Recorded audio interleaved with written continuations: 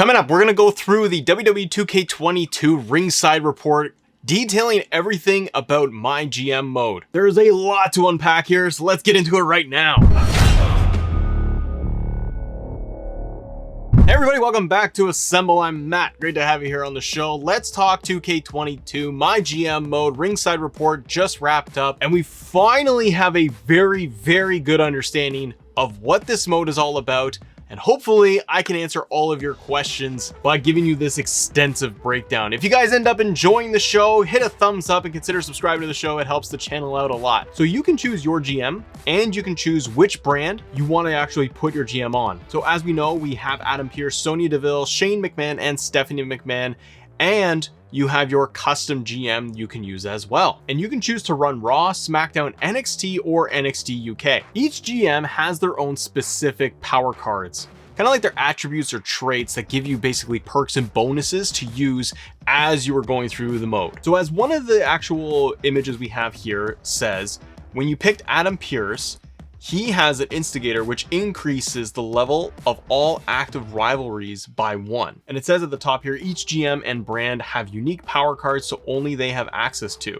And you'll start with this exclusive power card by choosing Adam Pearce. Sonya Deville has one. Her power card is to raise the roster's morale by 15. And I think that this is a really cool thing because it's not just making your GM faceless and lack any, interactions or consequences, right? It makes you feel like they are bringing something to the table with this, and that's exciting. They also said that when you are going through the draft itself, you can actually upload your own custom draft pool, and you can draft creative wrestlers, your created superstars in GM mode. So while I can't change which arena I want to use, like an AEW arena, but I can actually go and upload all of my created superstars and put them in my draft. This is really cool because remember, we are going to have cross-platform creations available across all the systems. So when there's awesome creative superstars, there's new stars we want to bring in, stars that couldn't make the cut for the actual game itself, create them, put them in your draft, we can still use them. This is great. You also have recommendations here too. So as they are breaking down the entire draft pool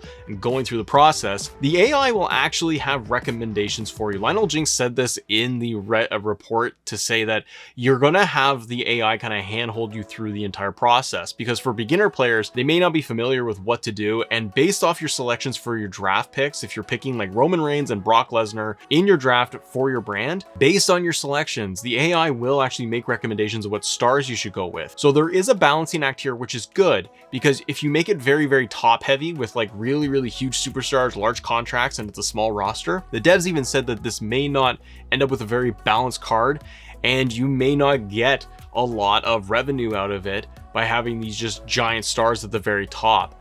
They want to be able to kind of change up the matchups that you're going to have to make more of a balanced show across the board. They also have a lot of bonuses that are added here. If we look at this shot here we have of King Nakamura on the selection screen, you can see at the top where it has Nakamura, there's class synergies. And this is giving you basically a bonus if you're going to do certain matchup types based on their class. So with King Nakamura being a fighter class, it says here to pair fighters with bruisers for added bonuses. So once again, the system is not wanting you to just select anybody and everybody to have matchups. Sometimes you're totally going to do that based off the superstars you want to create those matchups, but they also are making recommendations of like, they have this type of class and you're going to want to put this star versus this type of star as well, put them in a match together for better ratings and better bonuses. And then you actually get the full draft rules and breakdown, and it goes like this. Each GM will start with a budget of $2,750,000. GMs will take turn drafting one after another, and they're starting with player 1. There's 8 rounds of the draft, and after the 8th round, drafting becomes optional. GMs can opt out or draft until they are out of cash. And another really cool thing is that you can actually go in here and you can manage your roster, you can look at the free agents, and you can actually draft legends. But obviously legends are going to cost more money. So what they were highlighting in the report here is that you are starting with a limited budget, and you do have to be careful with what you are spending and how you're spending your money, because if you want to sign just giant names to giant contracts, you're not going to be able to grab any of those free agents or any legends that could actually help out your GM. I'm very excited, by the way. This thing is like, give it to me now. Give it right now. I'm excited. Let's go. As we go through the breakdown here, you can see like the booking of the show. So you can set up your participants, the match types you want here, what the cost is of doing those matchups, if it's going to be a title match or not, whether you're going to have interference or not, and the cost of actually having the interferers in there. It also shows you the rivalry level it is, if it's a level 1 out of 4. And then the next screen they show is just how you're booking out your show and what it looks like. They then have a breakdown of selecting the arenas. So you unlock arenas as you go through MyGM. My question is going to be that once I unlock everything, is it unlocked forever?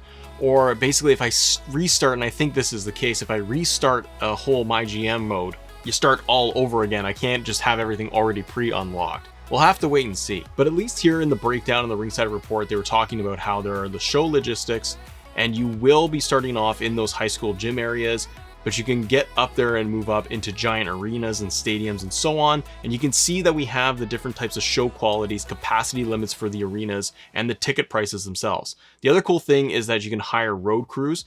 You can add special effects, so the lighting effects and all that to your show, signs, advertisements, and so on. That's all the stuff that really gets you kind of involved when it comes to any type of sports game that has a franchise mode. The GM mode here, that's the stuff that you really want to pay attention to, that I'm excited for, because you can start off with being in a local gym and not have any pyro and advertising and all that stuff. By the time you actually work up to a SmackDown arena, we could have a very large SmackDown arena, a small roster, but spend huge budgets on advertising and pyro and all this stuff to enhance our show. They also spend a ton of time on power cards. Power cards are going to be a big focus and a large mechanic for MyGM mode and how you're progressing and evolving throughout the entire process and all over the weeks. So you can buy power cards, and the cost of them is using your in-game budget. So what they have on screen here, where they're showing superstar training is 30,000, health spa level 3 is 25,000, and a fixed match is 15,000.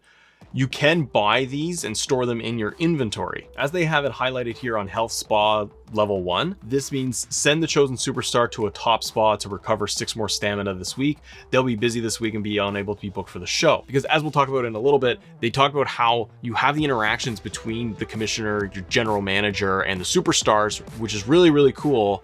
And it's actually a little bit more dynamic because the decisions you make as the GM will impact your show, will impact your superstars. So if Finn Balor is feeling really worn down and can't go, you can be a mean GM and you could actually just push him through and say, you got to wrestle anyways. It's the risk of injuries and all of that. On the flip side, we could turn around and using power cards, we could increase his stamina. And if Finn Balor's feeling fatigued and injured and worn down, you can use those power cards to give them a boost to keep them going. And with the commissioner, they did talk about commissioner goals. So Triple H being the commissioner in MyGM mode, he's going to give you recommendations based off of what you should do. And if you do certain things, you will get bonuses. As they have an example here, they say commissioner goal is do not put Nia Jax in a match this week. And you'll get a green check if it is actually fulfilled or not. This also confirms that Nia Jax is in the game. The next thing they really showed off here was that you can be very involved in your show, as much or as little as you want. One of the cool things that they showed off here was Adam Pearce actually coming out with Brock Lesnar as basically the manager to spectate the match. Remember, we have the options to spectate, we can play the match themselves, or we can just simulate them. So they are doing one of the things that I speculated here on the show, I thought they were gonna do, and I'm very interested to see how this turns out, but I am glad that it's in there. We're gonna have the options to alternate and change camera angles as the general manager. So what they said in the ringside report is that we take the role of the production truck. This apparently, if I'm reading and understanding the ringside report correctly that they did, it seems like based on the camera angles you use for the show from the production side, this is going to impact your star rating too. So if you want to be able to get in there and spectate the match and have full control over it, you can change all of the different camera angles that are made available. They showed off a ladder match here with Raquel Gonzalez and Charlotte, and you're getting a bunch of different camera angles. You can see though from the top down angle, your GM is not there. So you are running the production of the show. They also have the share button put up there in the corner too, which is really great because we can upload really cool angles and moments and everything for what is happening. So I'm really big on this. I'm glad that they're including this. They also showed off another spot here with Edge in the ring, and they have a different arena, and they have the old NXT arena where you're having the plexiglass boards all the way around, and you have the raw LED banner running all the way around the arena, giving it a much smaller feel. This is dealing with the different arenas options that we can unlock as we progress through MyGM mode. So not being able to just get into a full-blown raw arena, we keep working our way up and adding and building to our show. So our raw is going to end up being the full-blown raw that we know, but you can have these smaller arenas, which is really cool. Then they give you a full post-match breakdown, and the post-match screen and the match report is in there. It breaks down your revenue at the very end, your ratings for the show as well, and your social media and the show notes. So they're trying to utilize the social media piece so that you are going to get fan feedback of how the show was, and then you can actually plan it for your next week's show to see if you can improve upon it. So then they talked about just having the goal of your whole GM mode, and the goal is to win, go figure. They did confirm once again, you have 15, 25, and 50 week seasons for MyGM. You can play against the AI GM. They confirmed there's local co-op. They also confirmed that there is remote play for Steam, remote play. And they said that you are building towards a pay-per-view every 5 weeks. Now, as they highlighted in the previous small trailer they did, your regular show is going to have 3 matches and the promo spots, and then your larger shows, your WrestleMania, is actually going to have 5 slots. They talked about dramas too, so interact with the commissioner, or you can interact with the superstars on your roster. So the superstars will come in here for WWE Net, and they'll be basically just messaging you back and forth if they're going to say they're happy or they need something, and you can respond one way or another. This is where they're talking about where you can be a good GM or you can be a mean, evil GM. So if Walter is asking for a title match or wants more airtime and you deny him, he's gonna be unhappy, his morale is gonna go down, all that. This is gonna change the dynamics of your roster, and it's more fun because then you are actually gonna decide how you wanna play this whole thing. And one of the last things that they did mention was that you are going to be able to see how the other brand, how the other roster, the competing AI roster, is doing and how they are ranking as well. Because as the devs mentioned in the ringside report, you are going up against the AI and competing GMs, and you want to be able to win, and winning is getting all the way to WrestleMania. So if you're going to have a condensed 15-week show, you're going to be limiting the number of shows, pay-per-views, and so on, but the goal seems to be just obviously get all the way to WrestleMania, and then that's kind of the end, and you can see which show actually performed the best overall. There's a lot to be excited here. There is a lot of detail in this mode, but I need to know your feedback and what did you think about the ringside report and everything we've talked about here on the show. Does it have you pumped up, and are you excited to play MyGM? I'm still waiting to see what else they're going to do with MyRise as well as Universe mode, and if they are going to talk about that before launch. But based off of what they showed us today, this really does kind of hit all of the things and all the bits and hit those check marks that I'm looking for from a GM mode. It seems to have a lot of legs and a lot of longevity for me to go in to use a custom GM or one of the in-game GMs. And there is a lot of replayability in there from the looks of it. But stay tuned here on Assemble because I will have more coverage for you for 2K22. Thanks for watching. Make sure you guys hit the like button, subscribe to the channel and all that good stuff. And I will see you on the next episode.